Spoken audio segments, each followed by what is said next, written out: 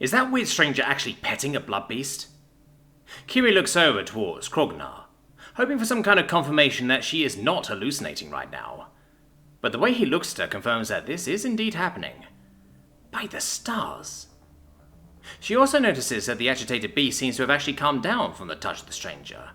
At least some good news.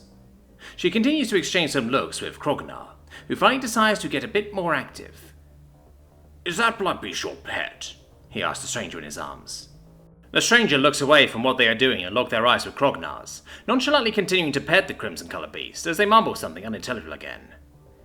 "I do not think they speak universal, Riek," Krognar tells her with a hint of defeat in his voice. "Yeah, I get that impression too," she sighs. "Of course they are not able to speak Uni, why would they? But I doubt they're primitive. Do you see those clothes? They have to be some kind of neo-sapient or something," she notes, warily side-eyeing the loose blood beast. "Likely, yes, but I do not recognize any of the symbols on the clothing, which seems pretty militaristic to me. I would guess it is some kind of uniform," Krognar calmly adds, shifting slightly to get his left leg a bit further away from the beast. "Military? Are you sure? That could be pretty bad." "I have seen enough uniforms to recognize one, I'm sure of it. The only other explanation would be that they are part of some kind of workforce, but I highly doubt that based on their vocabulary." Kiri notices the stranger shifting Krognar's grip, a worrying expression on their face. "I think they are not doing that well." "It seems like it. We should hurry," he confirms, as he looks down at their face. "I'll go in front and check for any more surprises," she states, her tone leaving little room for discussion. "No objections," the giant stoically rumbles.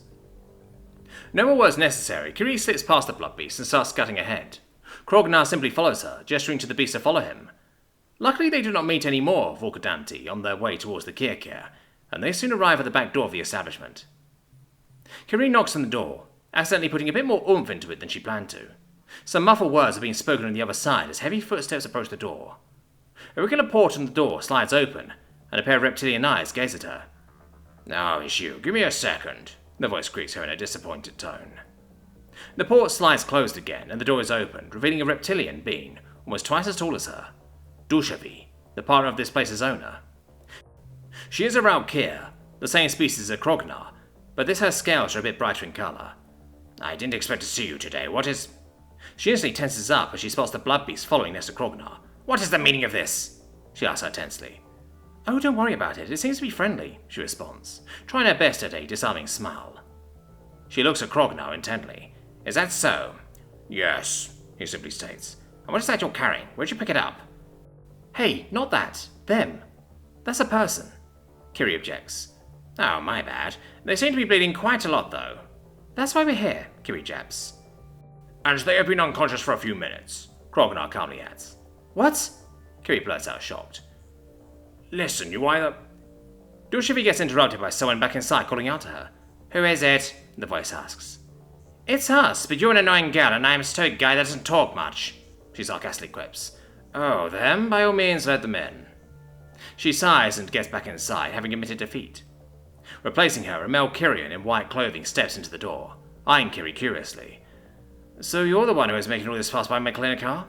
Kir-san, the owner of this place, asks her in a playful tone, giving Kiri a warm expression. "Kir-san, you gotta help us." "That is how you greet me?" he asks, faking dismay. "Well, we got into a fight with a Volkadanti gang, and then suddenly—" He quickly shushes her, seeming a bit on edge after hearing a certain species mentioned. "I think we better discuss this inside, then. Come, enter, quickly now."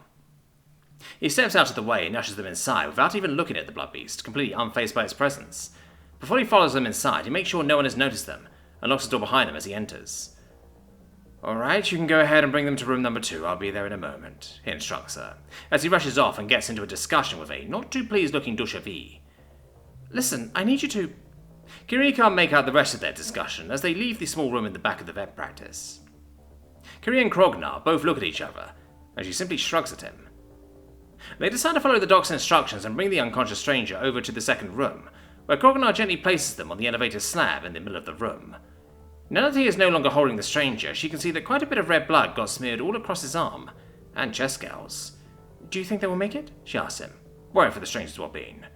"They are at least still breathing, so I think there is hope," he tells her, as he gently adjusts the stranger lying on the slab. "Ugh, he looks nasty." "Do you need a towel?" she asks him, glad that she didn't get any of it on her fur. "That would be great, yes," he admits, looking at his reddened claws and forearms. She quickly produces a towel from a shelf and throws it to him, nervously eyeing the blood beast that is currently standing next to the stranger on the slab. Do you think we made the right decision? She asks, now starting to fill her as she realizes she is currently in the same room with a Class A apex predator, which makes her a little uneasy. Absolutely, he answers immediately, not even a hint of doubt in his voice. The door slides open as Kirsan steps inside.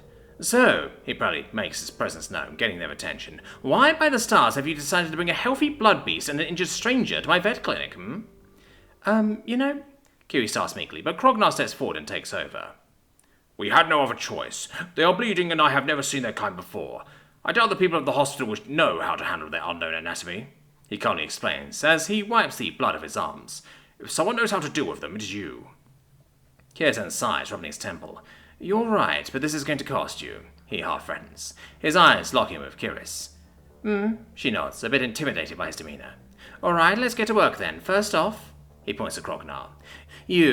I don't need any more contagions inside here than there already are. Go ahead and properly clean yourself off in the back. Nushafi can show you where the showers are.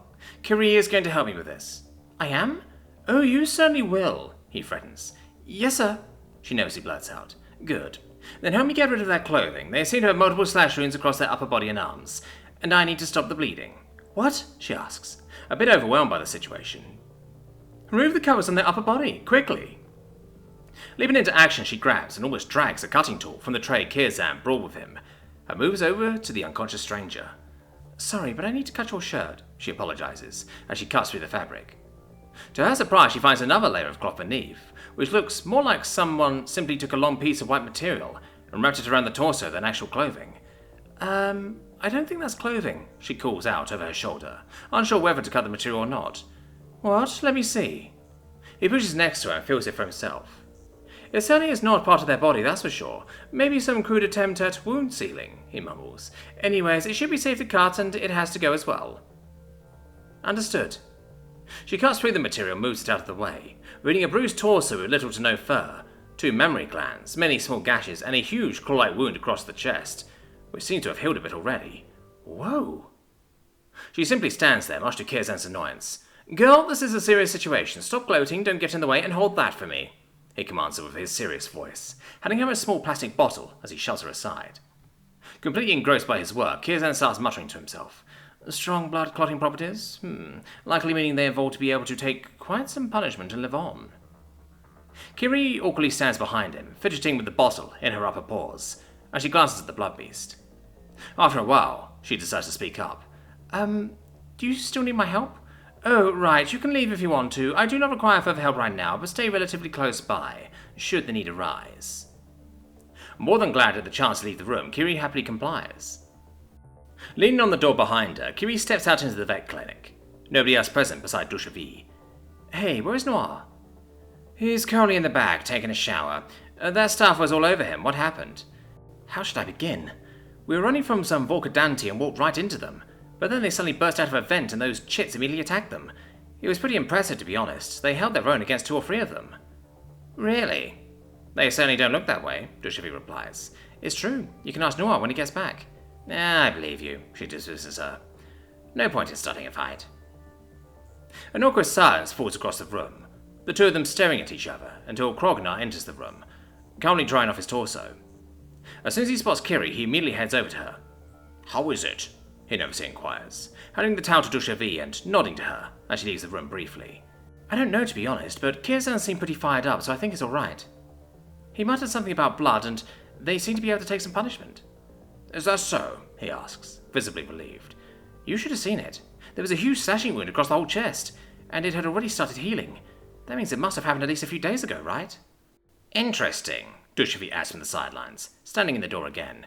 That makes the whole fighting for Volcadanti business actually a lot more believable.